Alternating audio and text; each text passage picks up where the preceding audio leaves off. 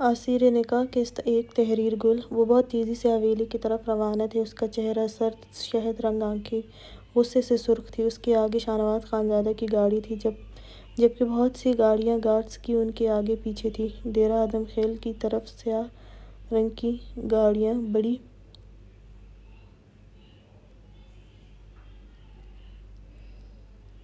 تیزی سے روانہ تھیں۔ ڈیرہ آدم خیل کا سردار تاج محمد خانزادہ کی کال صبح صبح ہی ان دونوں کو موصول ہوئی تھی کہ ان کی حویلی کا ایک فرد قتل کر دیا گیا تھا۔ شاہ زین خانزادہ، جو کل رات شدید غصے سے حویلی سے نکلا تھا اور سیدھا پشاور گیا تھا جہاں شاہ نواز خانزادہ کا منشن تھا، اسے اکثر کاروباری مسائل کی وجہ سے کبھی پشاور اور کبھی اسلام آباد جانا پڑتا تھا، اس لیے وہ اکثر ڈیرہ آدم خیل میں نہیں پشاور میں رہتا تھا۔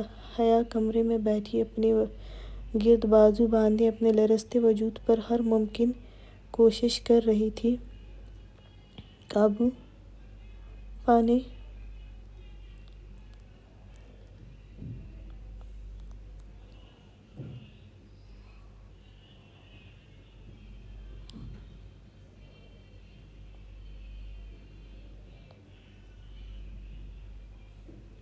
کی، لیکن وہ بری طرح ناکام تھی۔ وہ مسلسل رو رہی تھی۔ کل رات جو کچھ ہوا تھا وہ بار بار اس کی آنکھوں کے سامنے آ رہا تھا۔ یہی بات تھی کہ اس کے وجود میں کپکپاہٹ کا باعث بن رہی تھی۔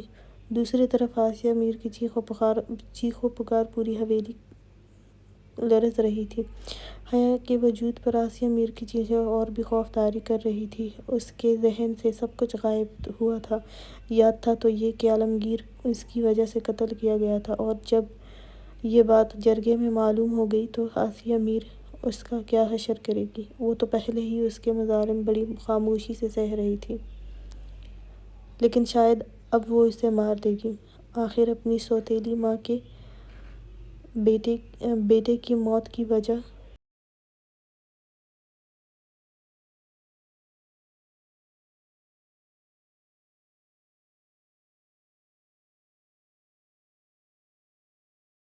نازک سی حیا بنی تھی۔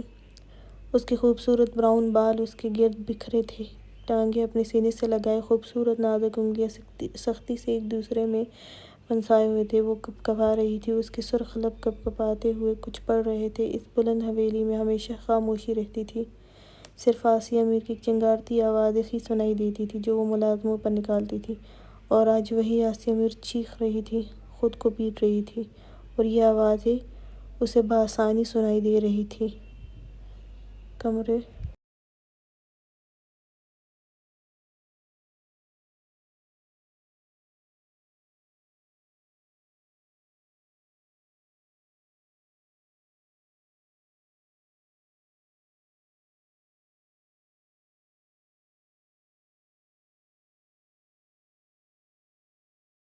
کا دروازہ کھلنے کی وجہ سے کبھی کبھی آسیہ میر کی آوازوں میں انا جان کی نرم آواز بھی سنائی دے رہی تھی، آسیہ حوصلہ کرو، لیکن ان پر کوئی اثر ہی نہیں ہو رہا تھا۔ حیا نے ان آوازوں سے تنگ آ کر کپکپاتے ہاتھوں سے اپنے بال جکڑے اور گہری گہری سانسیں لینے لگی تھی۔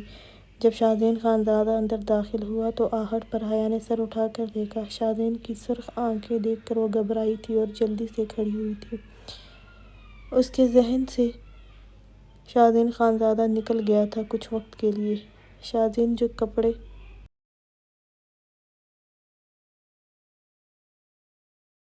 تبدیل کرنے اپنے کمرے میں آیا تھا، بارش کی وجہ سے وہ بنا چھتری کے حویلی کی پچھلی طرف ندی والی سائڈ پر پڑی عالمگیر خانزادہ کی لاش دیکھنے نکلا تھا۔ کپڑے سارے بارش کی وجہ سے گیلے ہوئے تھے اور ابھی فیصلے میں کافی وقت تھا۔ وہ اپنے کپڑے پہننے کمرے میں آیا تھا کہ نظر سامنے کھڑے کپکپاتے وجود پر پڑی، اور شاہ زین جو 2 دن سے صبر کیے ہوئے تھا، اسے اپنے سامنے دیکھ کر غصے سے اس کی رگیں پھول گئیں۔ وہ تیزی سے آگے بڑھا، حیا اسے جارحانہ انداز میں اپنی طرف بڑھتے دیکھ رہی تھی۔ جب وہ ایک ہی جست میں اس تک پہنچا تو حیا کے خوبصورت بال بکھرے سراپے کو دیکھ کر وہ اسے بالوں سے مٹھی میں سختی سے جکڑ کر جھٹکا دیتا اس کا آنسوؤں سے تر چہرہ اپنے سامنے کیا تھا۔ حیا کے منہ سے ہلکی سی چیخ نکلی تھی، اس کے ہاتھ کی سختی کی وجہ سے وہ خاموش روتی رہی۔ اس نے بغیر آواز کے وہ دھاڑا تھا، بتاؤ مجھے حیا شاہزین، اتنا غلیظ الزام مجھ پر لگانے کی ہمت کیسے ہوئی تمہیں؟ حیا بے آواز روتے ہوئے اسے ہی سبز سرخ آنکھوں سے دیکھ رہی تھی۔ شاہزین خانزادہ پھر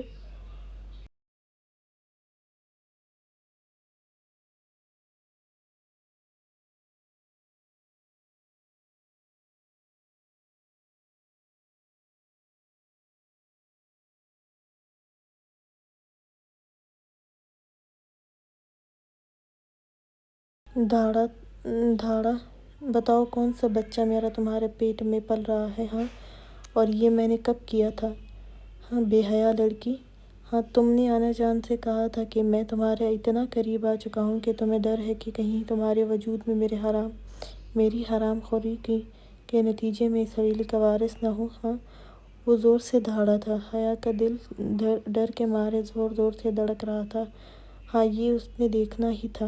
وہ اچھی طرح جانتی تھی کہ شاہزین کا غصہ اسے مار دے گا، لیکن اس کے پاس اور کوئی راستہ ہی نہیں تھا خود کو بچانے۔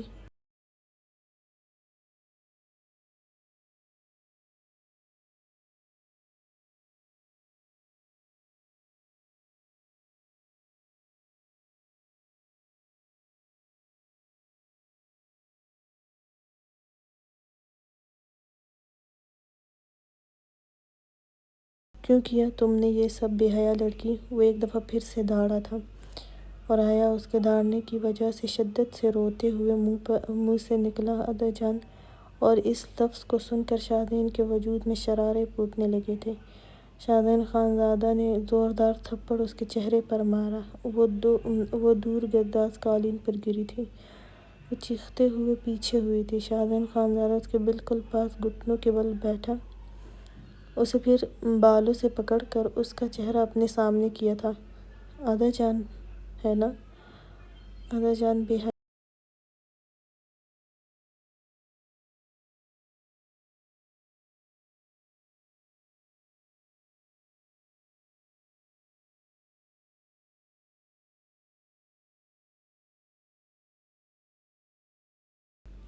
شرم لڑکی، یہ الفاظ بولتے ہوئے تمہیں شرم محسوس ہوئی؟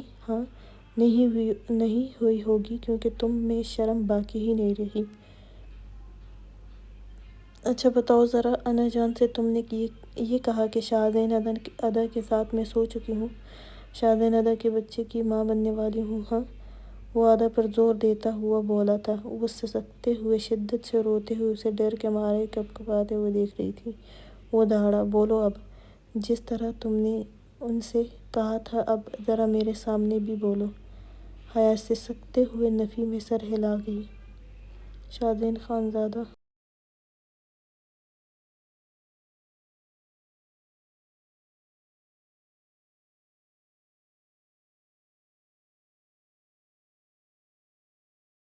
نے کہا، یا کہیں کسی اور کے ساتھ یہ سب کر چکی ہو اور اپنی یہ گندگی میرے اوپر ڈال رہی ہو؟ وہ حقارت سے بولا تھا۔ یہی بات ہوگی، کس کے ساتھ سوئی ہو؟ مجھے بتاؤ، میں تمہیں چھوڑ کر تمہارا نکاح اس سے ہی کروں گا۔ دیر آدم خیل میں ایک اور مثال بن جائے گی کہ سردار تاج محمد خانزادہ کے پوتے نے اپنی بیوی کو طلاق دے کر اس کے یار سے اس کی شادی کر دی۔ وہ اس کے وجود پر ایک کراہت بھری نظر ڈال کر بولا تھا، جب حیا نے اسے دونوں ہاتھوں سے اس کی گیلی قمیض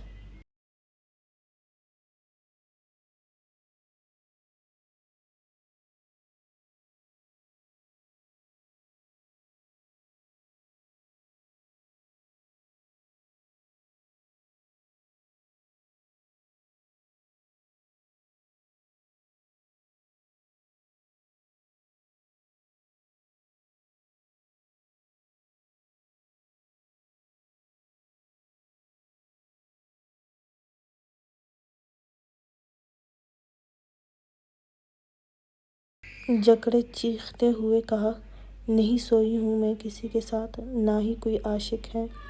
اس کے چیخنے پر شاہزین خانزادہ نے اسے گردن سے سختی سے پکڑا۔ اپنی یہ آواز نیچی رکھو، بے حیا لڑکی۔ نازک سی حیا پل میں سرخ ہوئی تھی، سانس لینے کے لیے بری طرح تڑپ رہی تھی۔ اگر نہیں سوئی ہو کسی کے ساتھ تو بتاؤ آغا جان اور انا جان کی نظروں میں مجھے کیوں گرایا؟ ہاں ادا جان کہتی تھی نا مجھے، تو بتاؤ کیوں کیا یہ سب؟ شاہزین خانزادہ تو اپنے ہوش میں ہی نہیں لگ رہا تھا۔ ادا جان کا مطلب جانتی ہو نا؟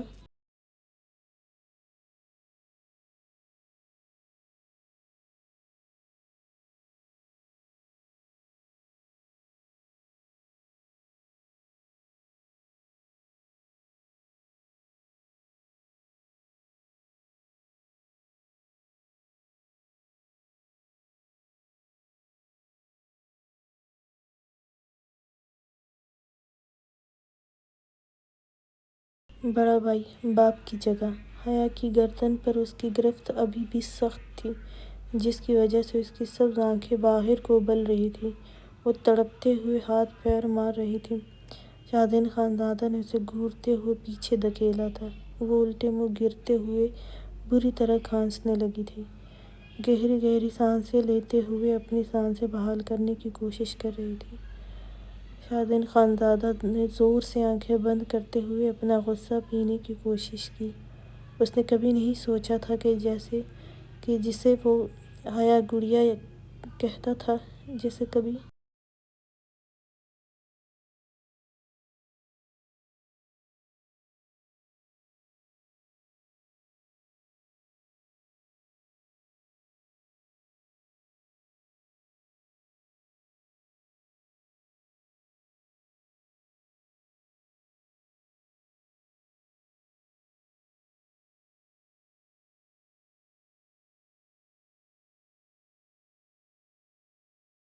غصے سے دیکھا تک نہیں تھا۔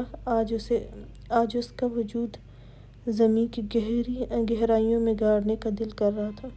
وہ آنکھیں کھولتا ہوا اس کے کھانستے وجود کو دیکھ کر اسے پھر سے بالوں سے جکڑ کر اپنے سامنے کیا۔ حیا خوفزدہ نظروں سے اسے دیکھنے لگی۔ شاہزین خانزادہ نے غراتے ہوئے کہا، تمہارے وجود سے بھی مجھے کراہیت محسوس ہوتی ہے۔ میں تمہیں نہیں چھوڑوں گا۔ اور جب انا جان نے مجھ سے پوچھا کہ تم ماں کیوں نہیں بنی تو پتہ ہے میں کیا کروں گا؟ وہ اس کی خوفزدہ سبز آنکھوں میں دیکھتا ہوا بولا، میں تمہیں لیڈی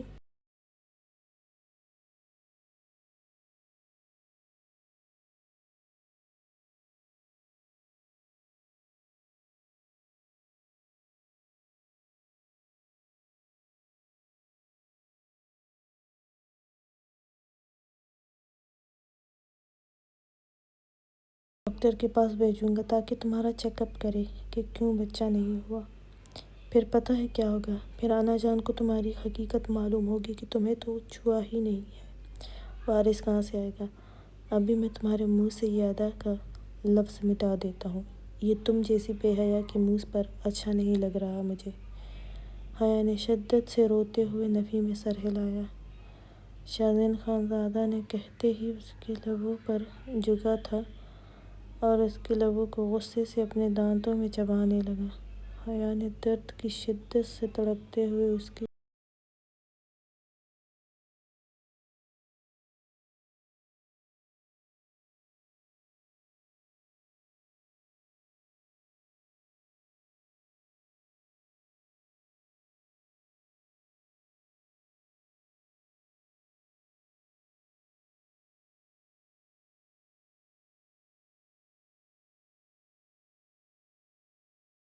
گیلی شرٹ ہاتھوں میں جکڑی اور وہ بے رحم بنا اس کے لبوں کو چبانے لگا۔ اسے سانس تک لینے کے لیے نہیں چھوڑ رہا تھا۔ وہ تڑپی لیکن اس نے اسے بالوں سے سختی سے جکڑا ہوا تھا۔ وہ ہاتھوں سے اسے خود سے دور کرنے لگی، خود کو چھڑوانے لگی تھی۔ شاہزین خانزادہ پر اس کی کسی بھی مزاحمت کا کوئی اثر نہیں تھا۔ اس کا غصہ تھا جو کسی پل ختم نہیں ہو رہا تھا۔ شاہزین خانزادہ کو منہ میں خون کا ذائقہ محسوس ہوا تو اس نے اسے آزاد کیا۔ حیا کو لبوں پر شدید درد اور جلن محسوس ہو رہا تھا۔ شاہزین خان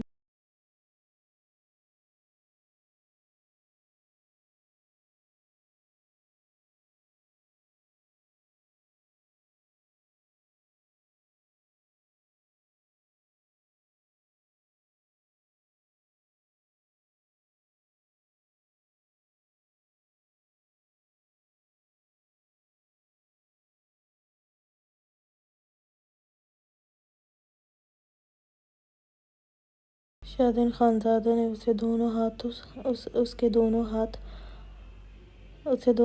ہاتھ اپنی قمیض سے چھڑواتے ہوئے پیچھے دھکیلا تھا۔ ہاتھ مت لگانا مجھے بے حیا لڑکی، کراہیت محسوس ہو رہی ہے تم سے۔ ہاں اب اتنا تو ہوگا کہ یہ ادا کا لفظ تمہارے منہ سے ہی ختم کر دوں گا۔ آج کے بعد ادا جان نہیں کہو گی۔ تم نے مجھے آغا جان کے سامنے نظریں اٹھانے کے قابل نہیں چھوڑا۔ وہ ابھی کچھ اور کہتا کہ دروازے پر دستک ہوئی۔ وہ گہری سانس لیتا اٹھا اور دروازے کی طرف بڑھا۔ دروازہ کھولا، سامنے ہی ملازمہ تھی۔ وہ ابھی کچھ کہتی کہ وہ دروازہ زوردار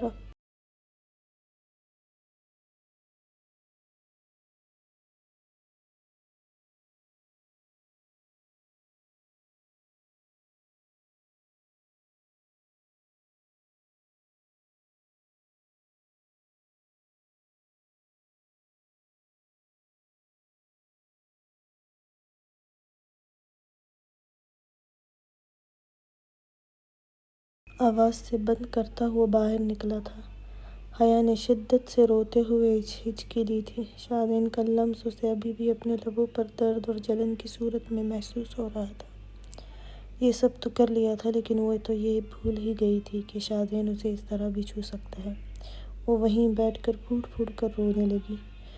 شادن خانزادہ کمرے سے نکلتا ہوا شدید غصے کے عالم میں باہر کی طرف بڑھا تھا جب انا جان نے اس کے سرخ چہرے کو دیکھ کر کہا، شادن رکو ذرا، اور وہ جو زنان خانے سے نکلنے والا تھا رکا تھا اور رخ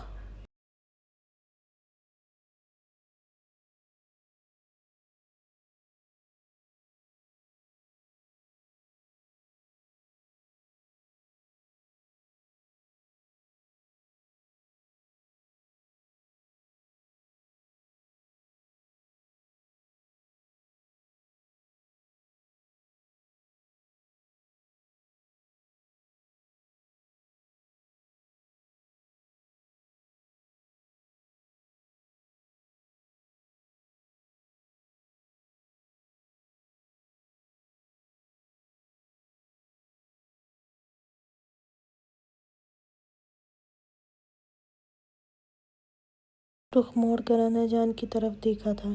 جی انا جان۔ انا جان جو آسیہ کے ہچکولے لیتے بڑھتے زور زور سے روتے ہوئے وجود کو ایک نظر دیکھنے کے بعد اٹھی اور شادن کے سامنے کھڑی ہوئی تھی۔ کہاں تھے تم؟ کل رات سے ضروری کام سے گیا تھا میں، انا جان نے سخت لہجے میں کہا۔ ٹھیک ہے، رات کو میرے کمرے میں آ جانا۔ ان کے سخت لہجے کو سن کر وہ گہری سانس لے کر بولا، جی انا جان، آ جاؤں گا۔ جب وہ پھر سے اس کے گیلے لباس کو دیکھ کر بولی، کپڑے کیوں نہیں بدلے تم نے؟ بخار ہو جائے گا۔ ان کپڑوں میں شادن خانزادہ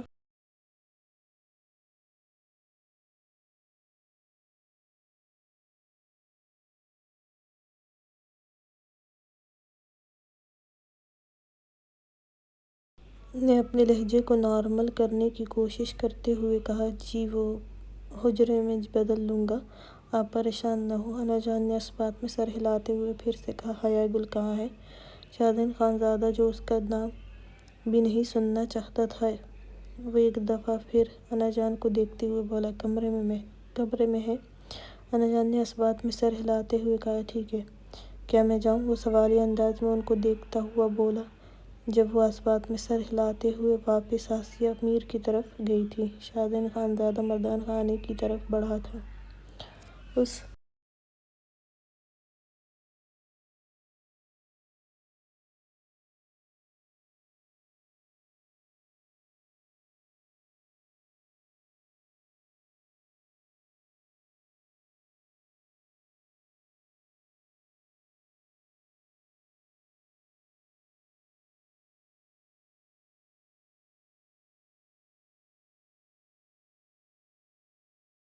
اس کے فون پر بار بار شاہنواز خانزادہ کا فون آ رہا تھا۔ انا جان نے آسیہ میر کے سامنے بیٹھتے ہوئے پاس کھڑی حیا گل کی ملازمہ کی طرف دیکھا تھا۔ جو 15 سالہ خالص پٹھانی لباس میں بڑی سی چادر اوڑھے ہوئے تھی اور منہ پر دوپٹہ رکھا ہوا تھا، آسیہ میر کی طرف دیکھ کر رو رہی تھی۔ فضیلت، جاؤ حیا گل کو دیکھو کہ اس کی طبیعت کیسی ہے، اگر بہتر ہو تو بلاؤ یہاں اسے بھی۔ اس وقت سبھی ملازمین وہیں زنان خانے میں کھڑی تھی، حویلی میں جیسے قیامت برپا تھی۔ فضیلت نے جلدی سے کہا، جی انا جان۔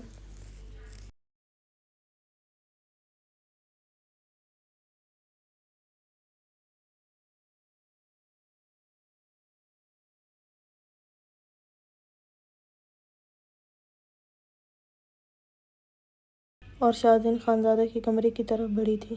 حیا ویسے ہی زمین پر بیٹھی رو رہی تھی۔ دروازے پر دستک ہونے پر حیا نے نم آواز میں اندر آنے کا کہا۔ فضیلت اجازت ملتے ہی اندر آئی۔ حیا کا اجڑا دیکھ کر بولی، حیا باجی آپ کی طبیعت کیسی ہے؟ حیا نے اپنے دوپٹے سے آنکھیں سختی سے رگڑتے ہوئے کہا، زندہ ہوں اور ابھی بھی سانس لے رہی ہوں۔ فضیلت اس کے قریب آئی، باجی اللہ آپ کی عمر دراز کرے، ایسی باتیں کیوں کر رہی ہیں؟ ابھی تو آپ کی شادی ہوئی ہے۔ حیا نے سر اٹھا کر سرخ آنکھوں سے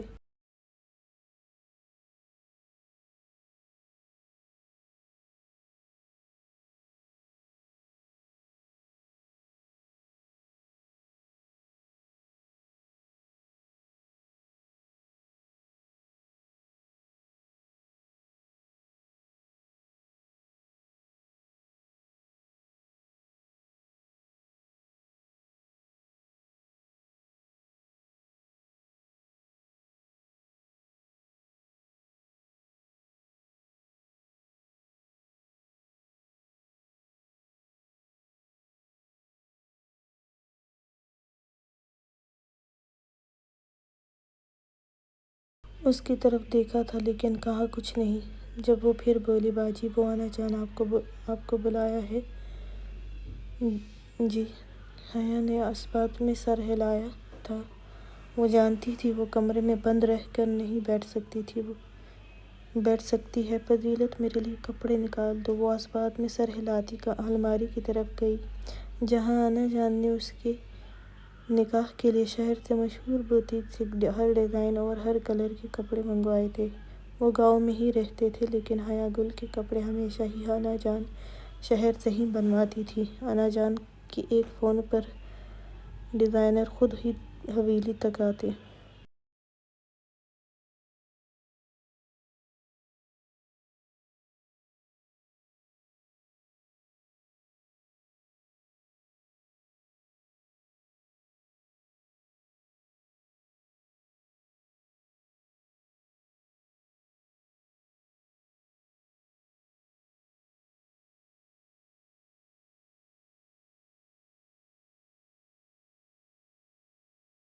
حیا گل انا جان کی اکلوتی اور لاڈلی پوتی تھی، اس لیے حیا گل کے معاملے میں وہ کبھی بھی غافل نہیں رہتی تھی، خاص کر اس کے لباس کے حوالے سے۔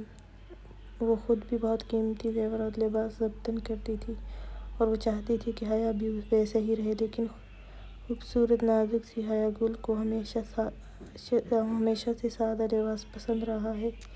فضیلت نے ہلکے آسمانی رنگ کا لباس نکالا جس کے دوپٹے پر سفید ہم رنگ ہلکا کام کیا گیا تھا۔ یہ سارے کپڑوں میں سادہ لباس لگا تھا فضیلت کو۔ وہ حیا گل کے قریب آئی۔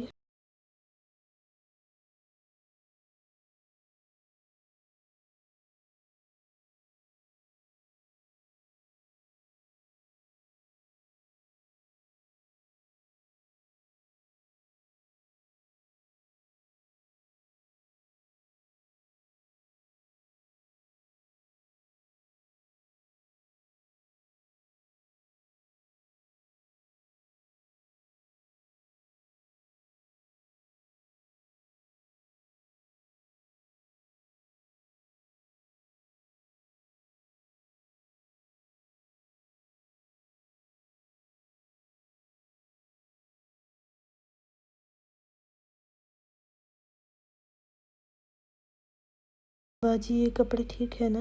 باقی سب کام والے ہیں۔ حیا نے بنا دیکھے ہی اس بات میں سر ہلایا۔ ٹھیک ہے۔ وہ کھڑی ہوتے اس کے ہاتھ سے کپڑے لیتے ہوئے واش روم کی طرف گئی۔ فضیلت وہیں پر اس کا انتظار کرنے بیٹھ گئی تھی۔ حیا شاور پر ہاتھ مارتے ہوئے کپڑوں کے ساتھ ہی پانی کے نیچے کھڑی ہو گئی تھی۔ اسے رات کا ایک ایک لمحہ بھول ہی نہیں رہا تھا۔ شادین کا کمرے میں نہ آنا اور اس کی جگہ عالمگیر کا آنا، اور پھر سب یاد کرتے وہ پھر سے رونے لگی تھی۔ اگر یہ سب حویلی میں کسی کو بھی معلوم ہوا تو دوسری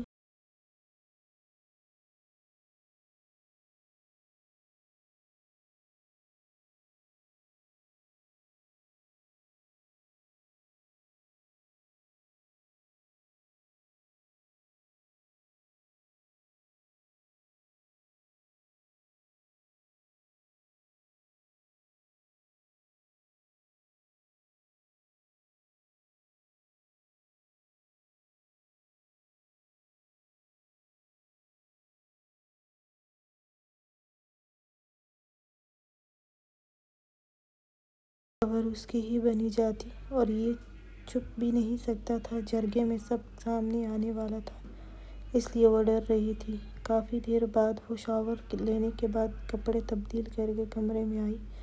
بالوں کو ٹاول میں لپیٹا ہوا تھا۔ اس کا سفید دودھیا رنگ دیکھ کر دمک رہا تھا۔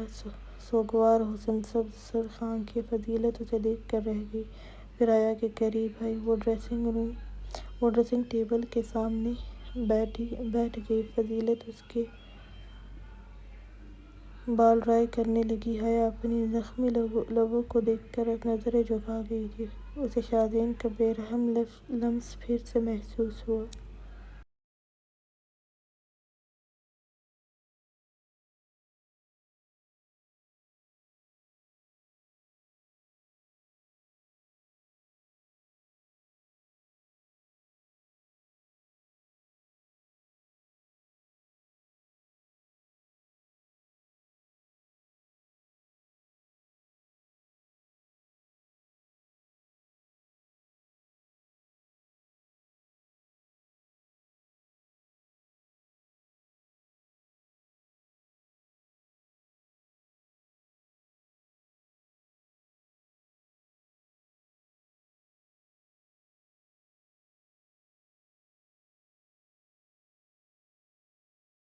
اسے اپنے ہاتھ کپکپاتے ہوئے محسوس ہوئے۔ فضیلت کی نظر اس کے لبوں کے زخم کی طرف گئی۔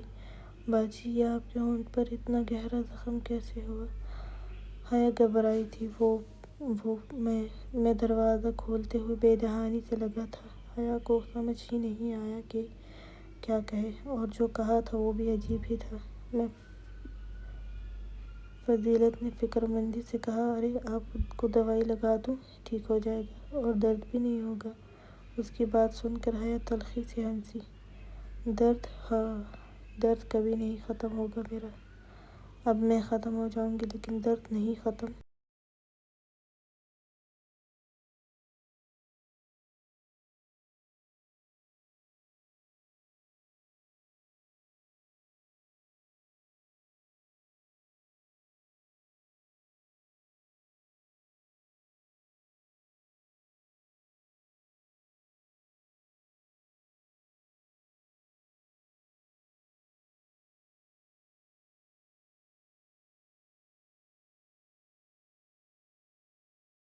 ختم ہو سکتا ہے، وہ آہستہ سے بولی۔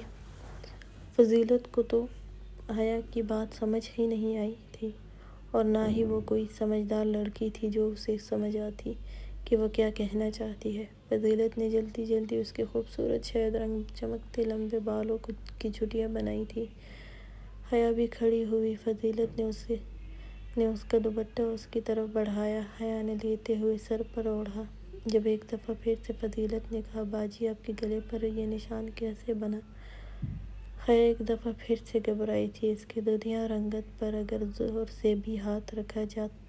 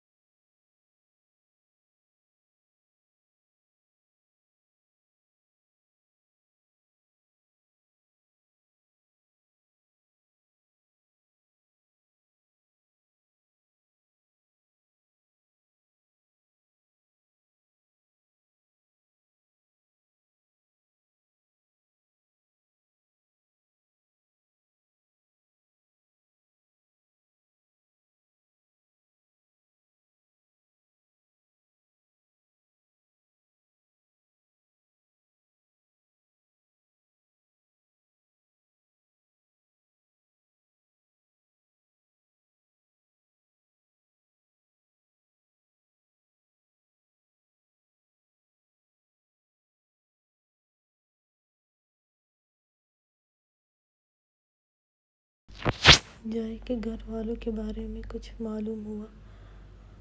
فضیلت جو اس کے پیچھے ہی تھی، نہیں ابھی تک تو کچھ نہیں پتا، کیونکہ شاہنواز دادا تو کچھ دیر ہوئی ہے آئے ہیں، اس لیے ان کا انتظار ہو رہا تھا۔ اب شاہنواز دادا ہی بتا سکتے ہیں یا پھر آغا جان۔ حیا نے اسبات میں سر ہلاتے ہوئے نیچے کی طرف بڑھی۔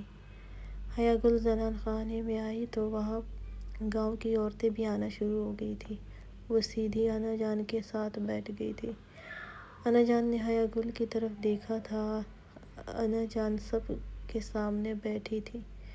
جب حیا کی نظر عالمگیر پر پڑی تھی، وہ بلک بلک کر رو رہی تھی۔ ہائے میرا عالمگیر کو مار دیا، میں اس کے مارنے والے کو اگلی سانس بھی لینے نہیں دوں گی، میرے بیٹے کے قاتل کو زندہ درگور کروں گی۔ آسیہ میر کی باتیں سن کر حیا کے وجود پر کپ کپاہٹ طاری ہوئی تھی۔ ڈیرہ ادم خیل کا سردار تاج محمد خان زادہ تھا۔ دشمنی تو ہمیشہ سے ہی اس علاقے میں کسی نہ کسی کی رہتی تھی، لیکن سردار تاج محمد خان زادہ کے سامنے کوئی بھی بات کرنے کی جرأت نہیں کر سکتا تھا۔ یہاں کا ایک طاقتور سردار تھا، لیکن انصاف پسند تھا، رحم دل۔ لیکن اگر کہیں زیادتی ہو، سب سے ظالم بھی وہی تھا۔ آنے والے دنوں میں تاج محمد اپنی گدی پر شاہنواز خان زادہ کو بٹھانے والا تھا، وجہ وہ بھی ان کی طرح اصول پسند اور رحم دل تھا۔ رحم دل لیکن بے حد وسیلہ تھا۔ شاہزین خان زادہ کو اس سب سے کوئی سروکار نہیں تھا۔ وہ ایک سرجن تھا۔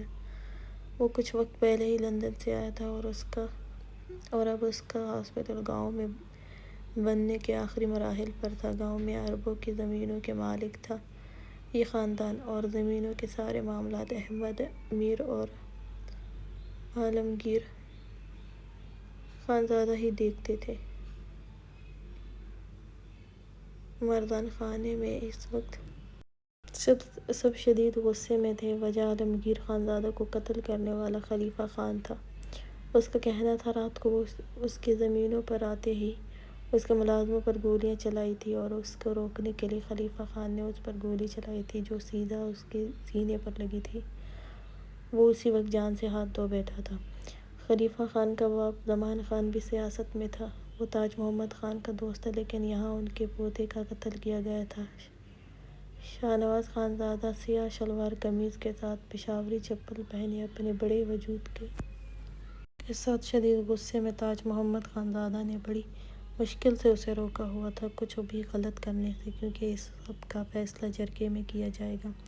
آغا جان، مجھے اور کوئی فیصلہ نہیں کرنا، مجھے خلیفہ خان کا خون چاہیے بس، شاہنواز خان زادہ نے شدید غصے سے کہا تھا۔ اس کا سفید چہرہ اور بلو آنکھیں شدید غصے سے سرخ ہو رہی تھیں، اور نظریں سامنے بیٹھے سر جھکائے زمان خان پر جمائے ہوئے تھا۔ اور یہی حالت شاہزین خان زادہ کی بھی تھی۔ ان دونوں میر علی خان زادہ بھی وہیں پر تھا جب ان دونوں کو شدید غصے میں دیکھ کر تاج محمد خان زادہ نے تاج محمد خان غصے سے گرایا، تم دونوں صبر کر لو، آج کے لیے، اس سب کا فیصلہ کل کیا جائے گا ثبوتوں کے ساتھ، اس لیے ابھی جنازے کی طرف دھیان دو۔ گاؤں والوں کا ایک بہت بڑا ہجوم دیکھ کر تاج محمد خان زادہ ان کو بولا تھا۔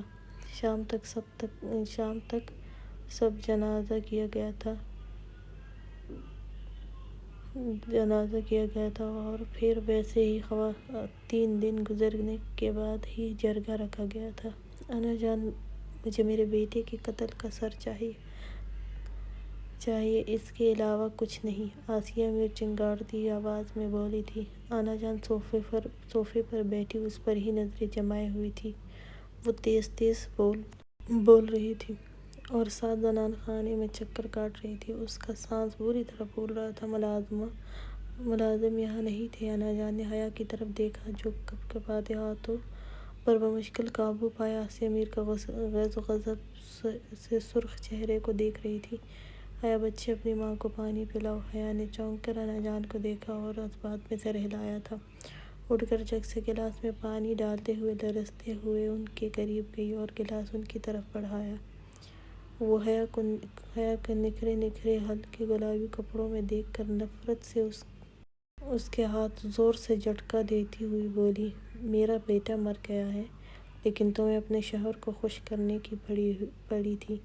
ہاں، یہ تمہارے اندر بھی آگ بھڑک رہی تھی، جسے بجھانے کے لیے یہ بھی نہیں سوچا گھر میں جنازہ اٹھا ہے، میرے عالمگیر کا جنازہ اٹھا ہے۔ وہ نفرت اور غصے سے پنکارتے ہوئے اپنے سینے پر ہاتھ مارتے ہوئے بولی تھی۔ حیا کے ہاتھ سے گلاس دور گرا تھا اور چکنا چور ہوا تھا۔ آسیہ میر حیا کا نکھرا روپ دیکھ کر سمجھی تھی کہ وہ شاہزین خانزادہ کے ساتھ بھرپور رات گزار چکی ہو۔ اس کے ہونٹوں پر لگے زخم کو دیکھ کر وہ سمجھی تھی کہ شاہزین خانزادہ کا جنونی محبت بھری رات گزار چکی ہو۔ حیا گھبراتے ہوئے ڈر کے مارے پیچھے ہوئی تھی۔ یہ دیکھ کر انا جان نے سخت نظروں سے آسیہ کو دیکھا تھا۔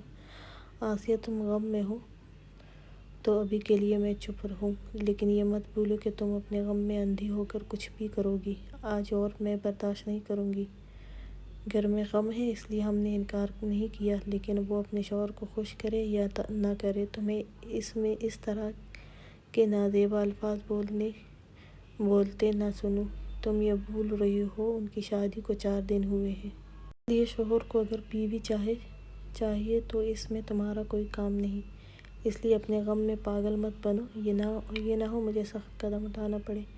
انا جان کی سخت آواز سن کر آسیہ خانم ایک پل کے لیے خاموش ہو گئی تھی۔ وہ تو بھول گئی تھی انا جان کو، ورنہ وہ حیا کو ان کے سامنے کچھ نہ کہتی تھی۔ کچھ دیر بعد ایک نفرت بھری نظر حیا کے جھکے سر پر ڈالتے ہوئے بولی انا جان، مجھے کچھ سمجھ نہیں آ رہا، مجھے میرا بچہ چاہیے، مجھے میرے بیٹے کے قاتل کا بھی جنازہ دیکھنا ہے۔ انا جان نرم طبیعت کی تھی، اس لیے بولی تم سکون کرو، ایسا ہی ہوگا۔ اور یہ سن کر حیا لڑکھڑائی تھی۔ جب انا جان نے کہا حیا بچے کیا ہوا، وہ انا جان کو دیکھ کر نفی میں سریل آ گئی تھی اور صوفے پر ٹک گئی تھی۔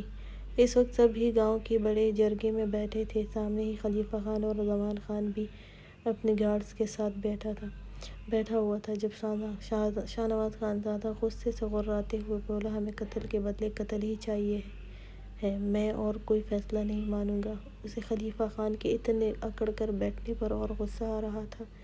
جب خلیفہ خان نے کہا، قتل تو ٹھیک ہے، لیکن یہاں غلطی میری نہیں تھی، یہاں تمہارے بھائی نے میرے اتنے ملازموں کو قتل کیا ہے، اس کا بھی حساب دو مجھے۔ پہلے ان کے گھر کو بھی تو اجاڑ دیا ہے تمہارے بھائی نے، تو کیا میں ایسے ہی چھوڑ دیتا سب کچھ، یا اس بے غیرت کے لیے سب معاف ہے؟ خلیفہ خان کی آنکھوں میں بھی خون اترا ہوا تھا۔ اس کی بات سن کر شاہنواز خانزادہ شدید غصے سے کھڑا ہوا تھا۔ جب آغا جان اور شاہزین خانزادہ دونوں ہی ساتھ کھڑے ہوئے تھے اور اسے قابو کیا تھا، اور خلیفہ خان ویسے ہی سکون سے بیٹھا ہوا تھا۔ جب تاج محمد خانزادہ بولا، اب خاموشی سے سب کا فیصلہ سنو گے تم دونوں، وہ گرجتے ہوئے بولے تھے۔ خلیفہ خان شاہزین خانزادہ کا بہت اچھا دوست تھا، وہ بھی سرجن تھا، دونوں نے ایک ساتھ ہی پڑھائی تھی، اور اب دونوں ہی ایک دوسرے کو نفرت سے دیکھ رہے تھے، اور سب نے ہی جرگے میں فیصلہ کیا تھا کہ خون بہا کے طور پر خلیفہ خان کی بہن کا نکاح ان کے خاندان کے کسی مرد سے کرنا تھا، جسے سن کر خلیفہ خان کا سکون پل میں اڑا تھا، اور یہ بات شاہنواز خانزادہ کو بھی قطعاً منظور نہیں تھی۔ آغا جان، میں ایسا نہیں ہونے دوں گا، کسی بے گناہ کو سزا نہیں ہونے دوں گا، میں جس نے گناہ کیا ہے وہی سزا کاٹے گا۔ خلیفہ خان نے کھڑے ہوتے کہا، ٹھیک ہے، مجھے اپنی بہن نہیں دینی، مجھے گولی مارو اور سب ختم کرو۔ لیکن یہاں زمان خان بھی دکھ سے خلیفہ خان کے ساتھ کھڑے ہوتے ایک نظر خلیفہ خان کے سرخ چہرے کو دیکھ کر نم آواز میں بولا، مجھے منظور ہے۔ اور یہ سن کر شاہنواز خانزادہ کے ساتھ خلیفہ خان نے بھی ان کی طرف دیکھا۔ نہیں بابا، ایسا کبھی نہیں ہوگا، میری بہن ان سب کے لیے قربان نہیں ہوگی۔ لیکن زمان خان نے اپنے ڈرائیور کو کہا، جاؤ میری بیٹی کو پردے میں یہاں لے کر آؤ۔ شاہنواز خانزادہ بھی آغا جان کی طرف دیکھتا ہوا بولا، میں یہ نہیں چاہتا ہوں۔ جب تاج محمد نے سخت لہجے میں کہا، فارس علی یہاں پر نہیں ہے، شاہزین کی شادی ہو چکی ہے، تو اس لڑکی سے تم نکاح کرو گے، اور یہ میرا حکم ہے، اور اگر تم میرا حکم نہیں مانو گے تو میرا اور تمہارا کوئی تعلق نہیں، اس لڑکی کا نکاح میر علی سے ہوگا، پھر پھر وہ حیرت سے شدید غصے سے آغا جان کی طرف دیکھتا ہی رہ گیا تھا۔